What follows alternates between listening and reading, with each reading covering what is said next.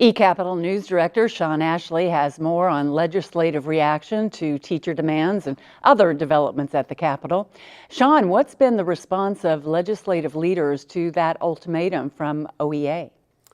Well, it looks like they're preparing to deal with it in some way. Both Senate President Pro Tem Mike Scholes and House Speaker Charles McCall point out that over the last 14 months, they have been considering a way to raise teacher pay, but they've been unable to come up with a funding mechanism to do so. Both the House and the Senate during the 2017 regular session considered teacher pay raise measures and were able to approve them. But since there was no funding for those measures, they never went all the way through the legislative process.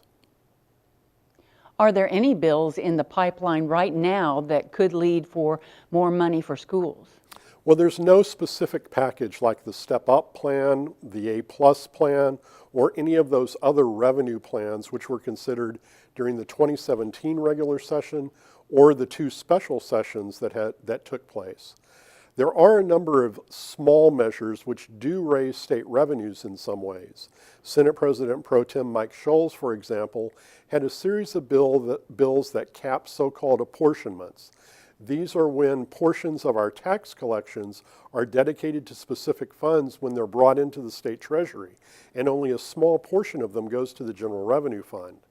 According to State Treasurer Ken Miller, approximately 45% of all state tax collections make it to the general revenue fund, which is the largest source of state legislative appropriations.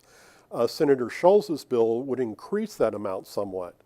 Also on the House side, House Speaker Charles McCall points out that there's a bill sitting in the Senate, House Bill 2304, which was passed by the House, during the 2017 legislative session that would cap itemized deductions on individual income taxes at $17,000, except those contributions made to charitable organizations.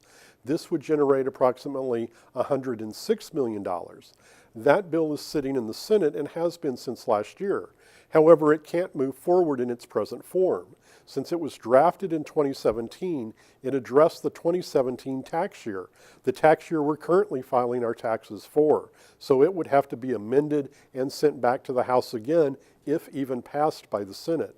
So there's no main package, just a lot of little things which are common this time of year in the legislative session.